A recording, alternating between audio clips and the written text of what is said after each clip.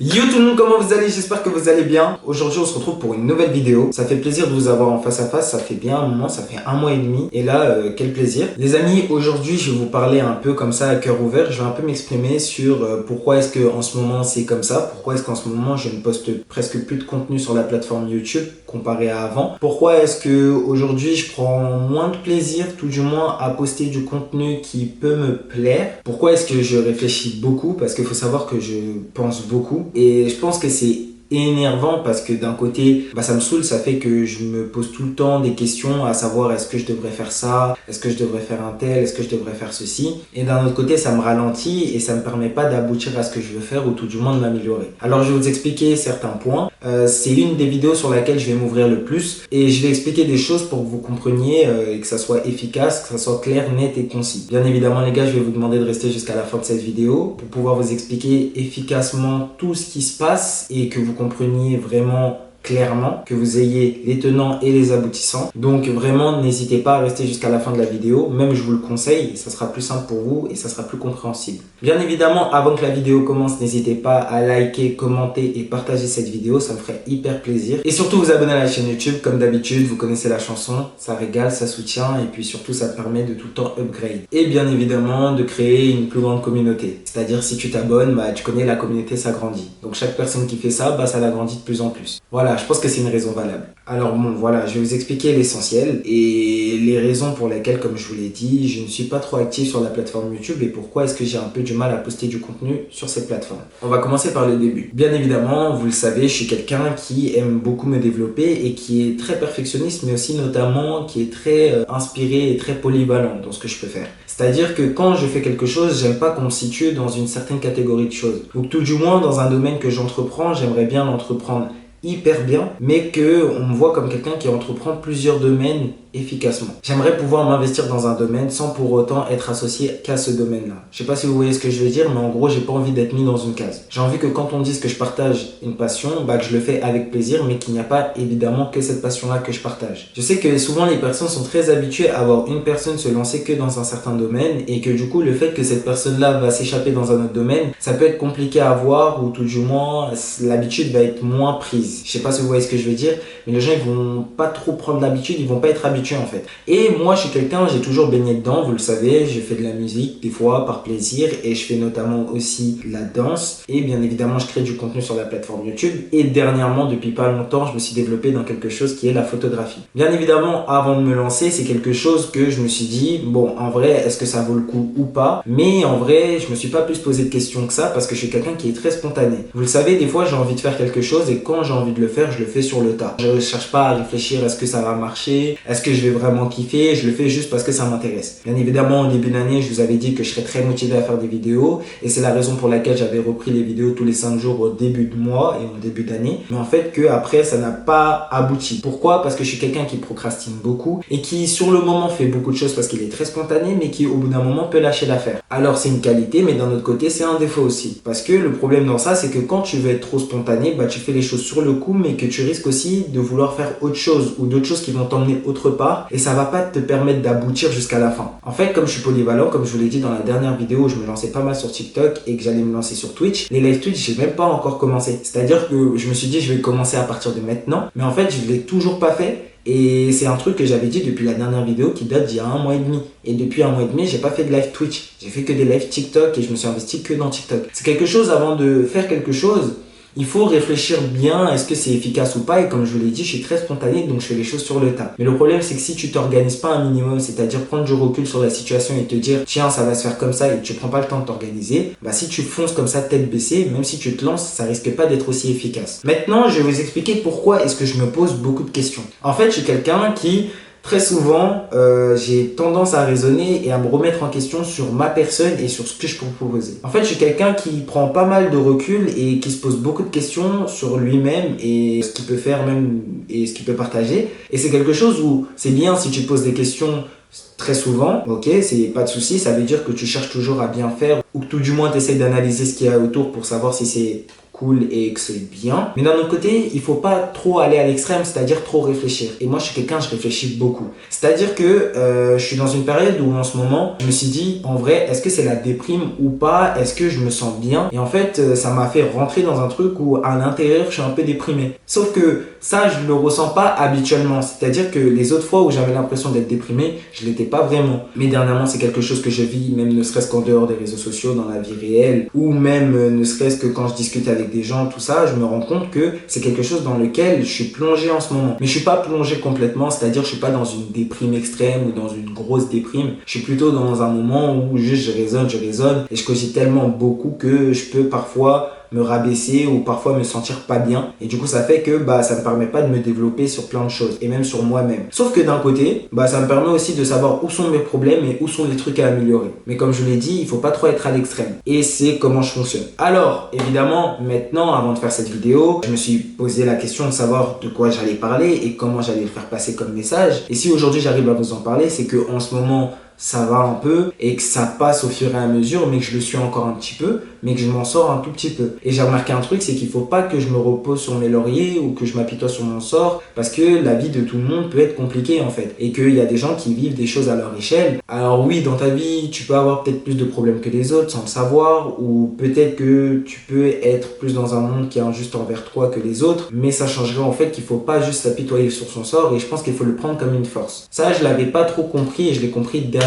Aussi, il y a une chose, c'est que en ce moment, j'ai compris aussi quelque chose, c'est que comparé à avant où je faisais du contenu et je me sentais hyper bien de le faire et je me disais que j'avais quelque chose que j'apportais, en fait, en prenant du recul, je me suis dit, il y a aucune vidéo qui m'a vraiment marqué où je me suis dit, purée, cette vidéo, elle va servir aux gens, ou elle va vraiment intéresser les gens. Ne serait-ce que les threads d'horreur, les vidéos de danse, ou même le contenu, où des fois je fais du contenu fun en mode réaction, ou des vidéos où je découpe des énigmes comme je l'ai sorti dernièrement. En fait, je me suis dit, il y a aucune vidéo qui m'a vraiment marqué moi avant de marquer les gens, et le plus important, c'est que quand tu sors une vidéo, tu sois vraiment fier de ce que tu es sorti. Alors je dis que j'ai été fier de vidéos que j'ai sorties, mais en vrai, d'un côté, je me suis menti à moi-même, parce qu'en soi, les vidéos que j'ai sorties, je me dis voilà, mais c'est des vidéos pour moi qui sont plutôt classiques et qui se ressemblent toutes les unes que les autres. Alors qu'il y a des vidéos qui sont plus travaillées que les autres sur la chaîne YouTube. Mais en fait, ce que j'essaye de dire, c'est qu'il n'y en a pas une qui s'échappe du lot extrêmement, quoi. Et moi, c'est ce que je voulais ressentir, une vidéo qui soit bien travaillée et une vidéo dont je sois le plus fier dans une année. Et en fait, je l'ai pas senti ça. Ça veut dire que moi, je me suis dit en vrai, là, il faut que je me reprenne en main et que je propose du contenu, mais qui est vraiment à la hauteur de ce que je veux proposer et à la hauteur de mes attentes. C'est-à-dire que si vous n'avez pas de vidéo depuis, c'est que hormis le fait de réfléchir, c'est que je veux proposer du contenu, mais qui est méga efficace. Mais que pour moi, il faut que je sois corda avec le contenu que j'ai proposé, mais je suis aussi notamment hyper fier avant de vous le proposer. Et je sais qu'en prenant du recul, on est sur une plateforme qui aujourd'hui, pour tous les créateurs de contenu, tous les youtubeurs ou tous les youtubeurs qui sortent des shorts, ils font des concepts qui sont ouf et des concepts qu'on adore, tu vois, et que même moi, quand je regarde, je suis impressionné. Mais je sais que même si j'ai pas forcément les moyens et le niveau pour, je peux proposer un contenu qui, en tant que petit créateur de contenu, peut être franchement fort. J'ai pas envie forcément de vous proposer un contenu qui est méga cher, parce que je vais vous dire la vérité, honnêtement sur YouTube je ne gagne rien. Je ne gagne que dalle. Vraiment, j'ai rien gagné. Sauf le partenariat que j'ai eu avec CTV. Mais d'ailleurs, même le partenariat avec CTV, en fait, il a duré que 2 secondes. Je vais vous dire la vérité. C'était un partenariat, c'était mon premier. J'étais content, mais j'ai vraiment presque rien gagné dessus. Et honnêtement, c'est un truc où j'ai pas envie de faire un contenu qui est méga cher pour rien recevoir non plus. Donc, les contenus que je fais et les contenus que je propose vont être à la hauteur de ce que je peux faire, et même ne serait-ce que des moyens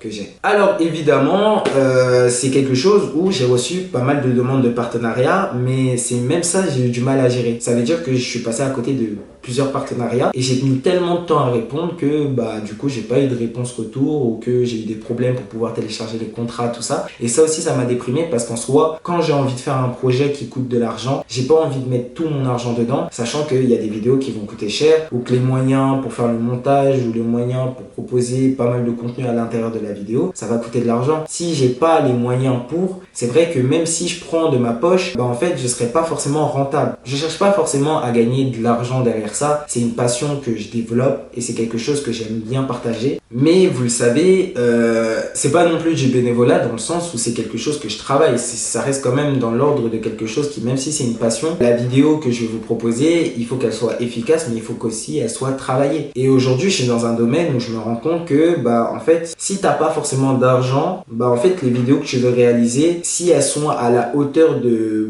beaucoup d'argent, bah en fait si tu pars de rien vraiment financièrement ou que t'as pas beaucoup, bah tu pourras pas forcément faire quelque chose. Et c'est pour ça que je vous ai parlé de mon équipe. Alors évidemment mon équipe aussi ça m'a déprime parce qu'en fait l'équipe que je voulais faire, en fait je vous ai dit que j'avais mon équipe tout ça, mais je vais vous dire la vérité, je vais vous dire les termes. En vrai de vrai, les personnes qui sont dans mon équipe aussi ont des choses à faire et c'est quelque chose, c'est normal, c'est des gens que j'ai pris mais qui sont peut-être pas dans ce monde-là et qui eux personnellement ils ont des choses à faire. Et ça aussi ça m'a déprimé. Pourquoi? Parce que quand je vous en ai parlé au début d'année, j'étais hyper motivé et comme je vous l'ai dit, je suis très spontané encore une fois. Ce qui fait que quand je vous parle de quelque chose, ça me stimule encore plus parce que je sais que le fait de vous en parler, bah en fait je peux pas revenir en arrière ou tout du moins me dire non je vais pas le faire. Ça me permet de lâcher une marque qui prouve que bah en fait ce que j'ai dit, il faut que je le fasse. Et donc quelque part quand je vous en ai parlé, j'étais hyper content parce que je me suis dit, je sais que j'en parle et je sais que derrière je vais devoir assumer, donc j'ai pas le choix et je sais que tôt ou tard je vais le faire. Et en fait quand j'ai parlé de mon équipe, pour moi j'étais assuré que ça allait bien se passer tout ça. Il n'y a pas de truc, il n'y a pas de souci. Mais en fait le problème c'est que les personnes que j'ai pris dans mon équipe